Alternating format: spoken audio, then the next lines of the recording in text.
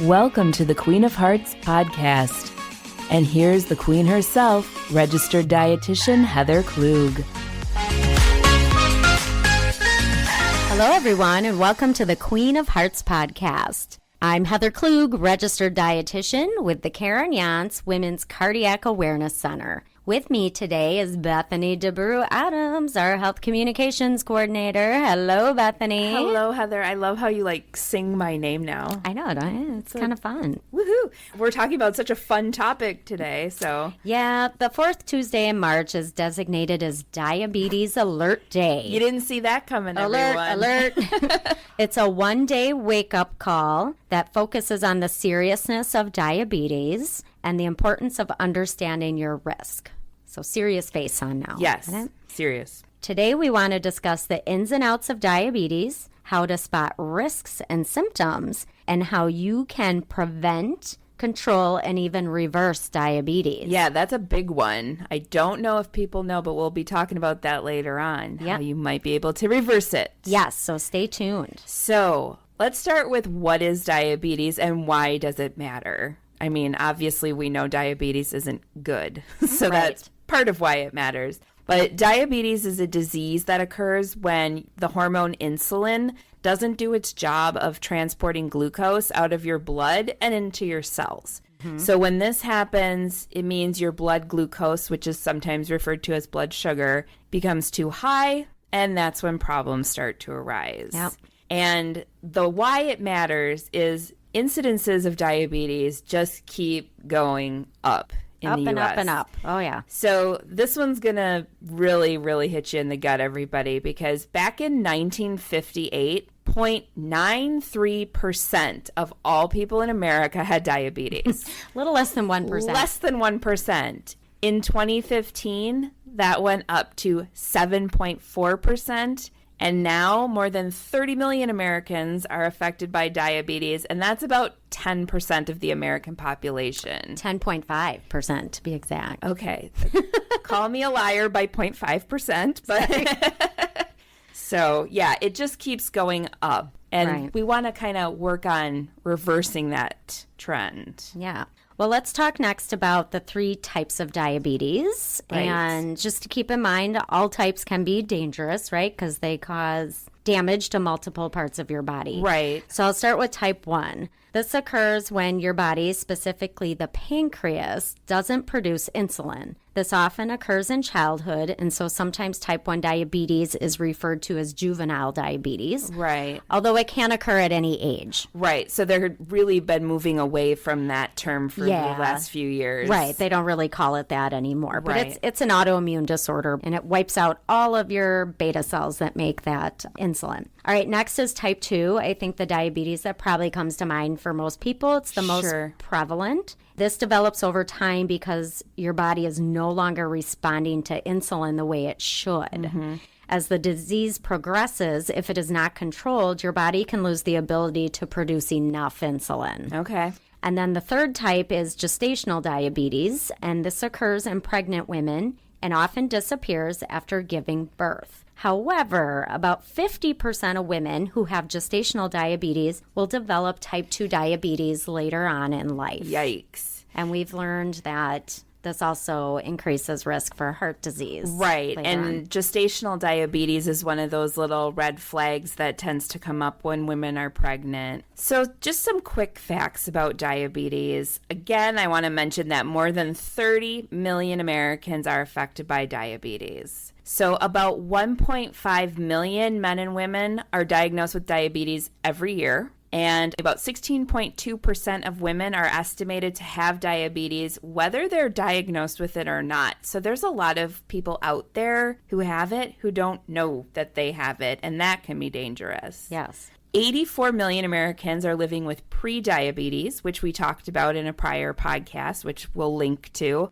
This means that they're at risk of developing diabetes in the future. But the thing to note about prediabetes is that 90% of people who have it aren't even aware that they have it. Wow. Yikes. That's a lot. That is a lot. Yeah. And diabetes is the 7th leading cause of death and is often unreported. So women with diabetes have a higher risk of heart attack at a younger age than women who don't have diabetes. And women with diabetes have 5 times the risk of developing heart disease as women without diabetes. So women are hit really hard when they turn diabetic. That is true. It's harmful for both, but it's even more harmful for women, sadly. All right, let's talk next about the main risk factors for type 2 diabetes. And okay, why Bethany? just type 2 diabetes? We focus on type 2 diabetes because type 1 diabetes is an autoimmune disorder and risk factors are not modifiable, right? Like genetics, family history of the disease, and age. And geography, I learned. Oh, yes, that's true. While type 2 risk has some modifiable risk factors, some of the main risks can be modified. Okay, so the first risk we'll talk about is obesity. Being overweight or having obesity is the main risk for type 2 diabetes. Right. Along with this, we've talked about this before on previous podcasts, storing fat mainly around your midsection. That's me, unfortunately. As opposed to your hips and thighs puts you at a higher risk. If you're a woman, a waist measurement about 35 inches or larger means a heightened risk. Okay. The second risk factor is age. So like a lot of other issues, risk of diabetes increases with age, specifically once you are over the age of 45. Mm-hmm. The next risk factor is family history of diabetes. Probably no surprise here. Right. But if your mother, father, sister, or brother develop type 2 diabetes, your risk for developing it as well is increased. Right. Next, we have inactivity. So again, this shouldn't be surprising. The less active you are, the more your risk increases. Physical activity actually helps to not only control your weight, but it uses up glucose as energy, so it gets it out of your blood, and it makes your cells more sensitive to insulin, which sounds like a bad thing, but is actually a good thing. Right. All right, blood lipid levels are also a risk factor.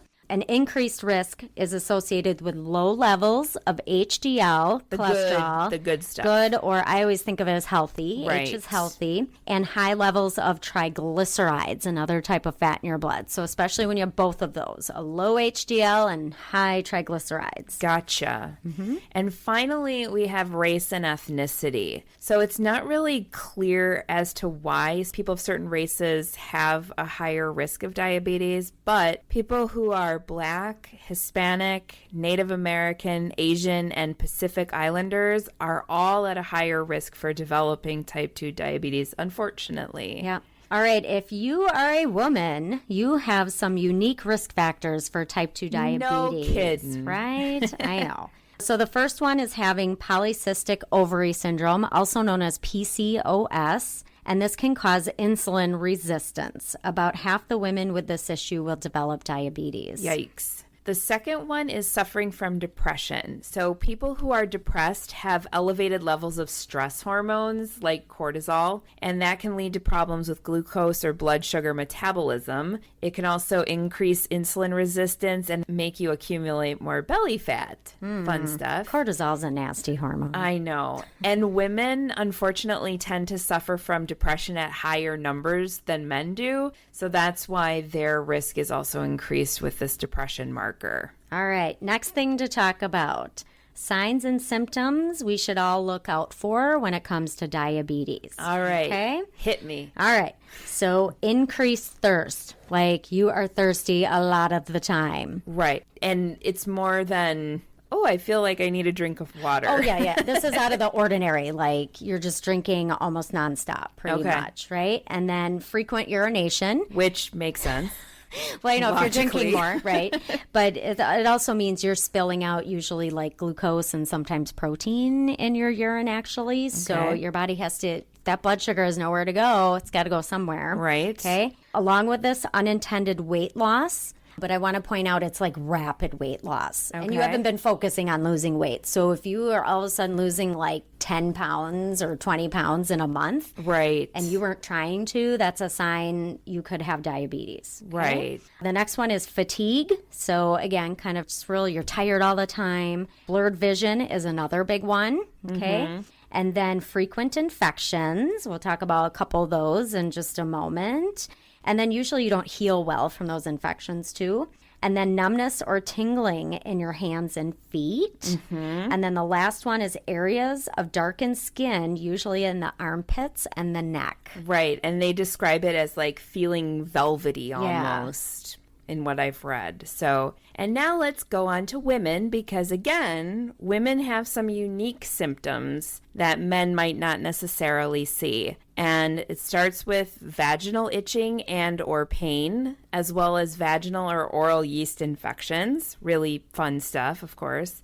So you sometimes get an overgrowth of a specific fungus, which is known as Candida albicans, and that can lead to vaginal yeast infections or oral thrush. Also UTIs, urinary tract infections. Diabetic women tend to experience those more often because the excessive glucose in their urine is a breeding ground for bacteria growth. Yeah. So fun again. Yuck. And finally, decrease in sex drive and pain during sex. So you could have a lower libido along with problems like decreased sexual response and orgasm, decreased sensation, and also vaginal dryness. And these things can all develop as a result of diabetes as well.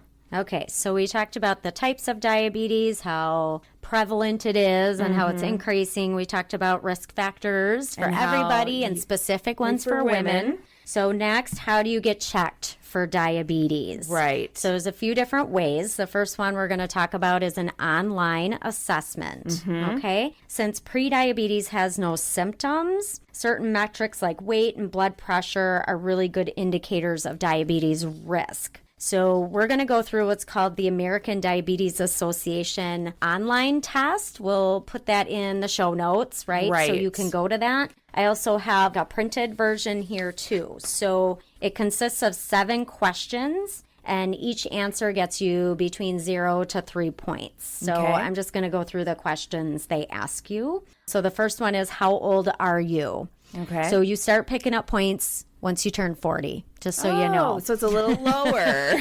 Yeah, in 50s is 2 points. Your 60s and older is like 3 points, just to give you an idea there. Are you a man or a woman? If you're a man, you get 1 point. This is the only time where we actually don't get any points. So if you're female, I don't know why, but you don't get any points. And the lower, we should mention, the lower the number of points you get, the better. Oh, yeah. This isn't one of those where you want a lot of points. It's like golf. You want a lower score on this one. Yes. Third question, if you are a woman, have you ever been diagnosed with gestational diabetes or given birth to a baby weighing 9 pounds or more? So yes is 1 point, no is 0 points. Question 4, do you have a mother, father, brother, or sister with diabetes? So if you marked yes, that's 1 point. If you marked no, 0 points. Question 5, have you ever been diagnosed with high blood pressure? Yes is 1 point, no is 0 points. Okay. 6, are you physically active? Yes, 0 points, no, 1 point. Okay. And then the last one is, what is your weight category? So on this printed version, they have like a kind of like a weight chart,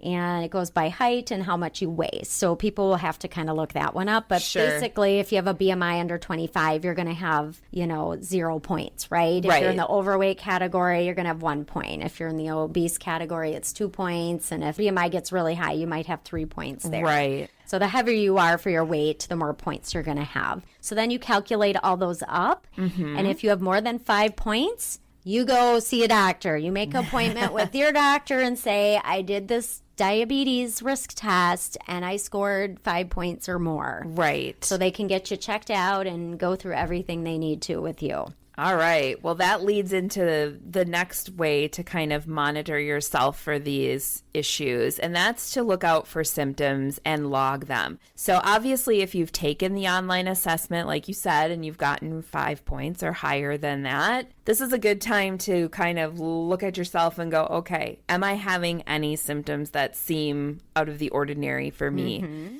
So if you're noticing any that have developed recently, call your doctor, set up an appointment, and then in that time before your appointment, keep a log of these symptoms. When are you having them? When are you noticing them? Do you remember when they started? Those kinds of things. Because that just gives your doctor more to go on, and they may end up recommending testing. Yes, which So leads into the next thing. So the third thing If you're at an increased risk for diabetes, you can have lab tests done by healthcare professionals. So there are three Don't go to just some guy who's just... Well, yeah. There are three main tests that physicians use to check for diabetes. First, I think a lot of people are familiar with the fasting glucose test. Right. So this is a test of your blood sugar levels taken in the morning before you have eaten. Usually you're fasting for at least 4 hours, but often it's an overnight fast. So there's usually closer to 12 hours. And keep in mind, this is a snapshot in time, right? It's a one-time test, but it can kind of help determine sort of. Okay? Right. It gives them a jumping off point. Yes.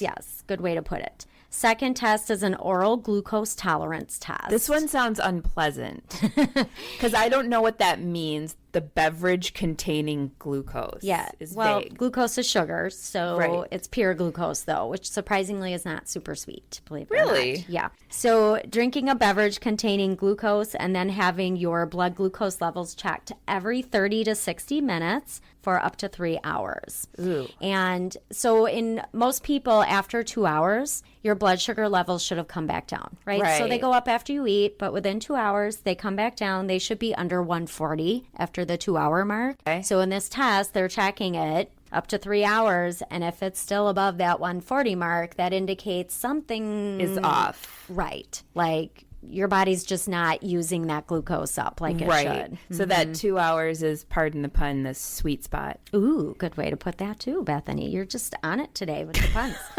All right. Last test to talk about is called the hemoglobin A1C test, sometimes just called A1C. This is a blood test that shows your average blood sugar levels for the past 2 to 3 months. So the fasting glucose is that snapshot, right? This is averaging it again over a few months. And if it's a 5.7 to 6.2, that's the prediabetes range.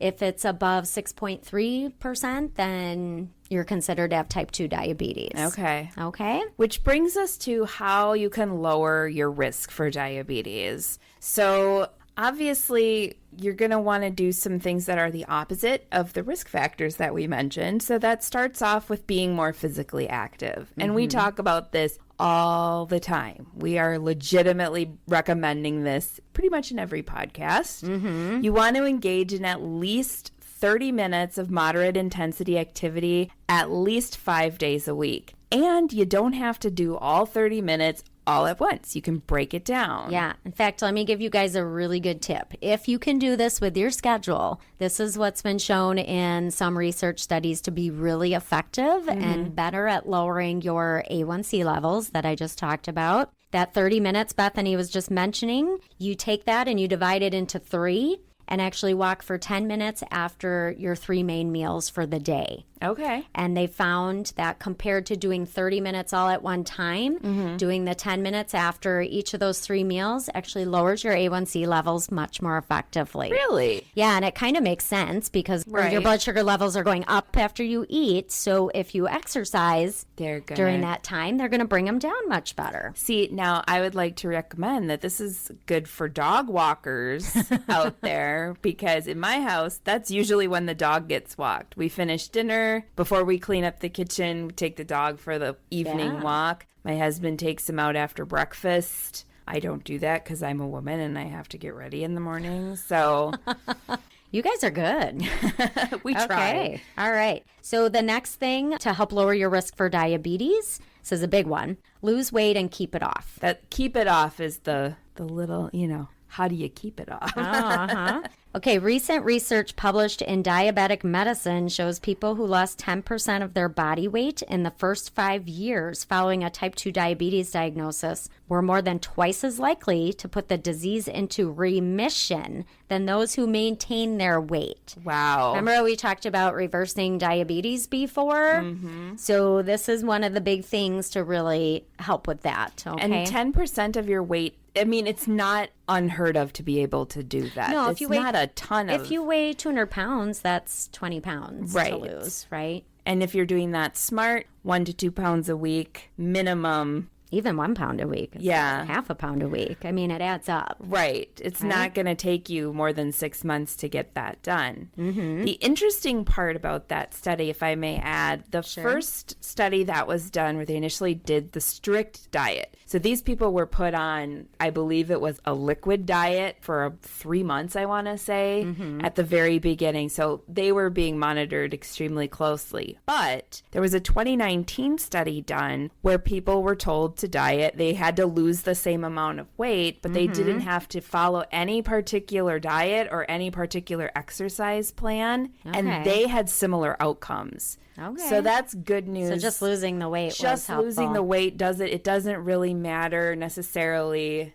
as long as you're being healthy about it. We'd like you to do a healthy Don't do anything thing. scary, but very good. Yeah, that's pretty cool. Yeah. So, and diabetes it can be reversed, just to point that out. And if you can, the best place to catch it is when you're in that pre-diabetes stage, when things are just starting to not work sort of correctly, right? Because then you're not going to get the damage done. Right, because you're going to reduce a lot of that damage to like your nerves and things like that. Right. So, okay, next thing to talk about, you were kind of mentioning, specific diets, but nutrition plays a big role in certainly reducing risk for diabetes. So eating a healthy, balanced eating plan. Choose foods rich in healthy fiber. Fiber is really key here. So a couple pieces of fruit each day, lots of low-starch vegetables, fit in a little bit of whole grains, those beans, peas, and lentils, right?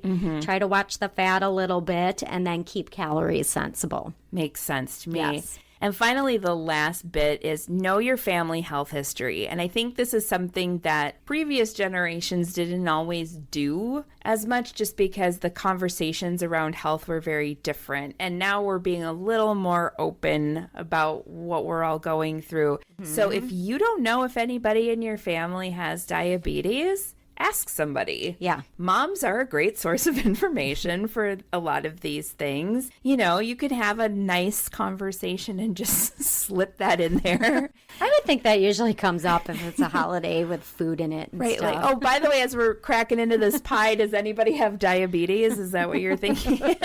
I just feel like it comes up in conversation. Yeah, I think the more older folks you have in your family, the more you're talking about health as the years go on. Yes, So that is true. All right. Well, I hope you learned a lot about diabetes. All of you out there who are listening, we talked about how to prevent diabetes, how to reverse diabetes. Yes, or control diabetes, and then how to reverse it if you have it. All right. Again, check out that diabetes risk test. We'll put that in our show notes. So please check that out so you can see if you are at an increased risk for diabetes. So thank you for listening, everyone. As we always say, be the ruler of your own heart. Goodbye. Bye-bye.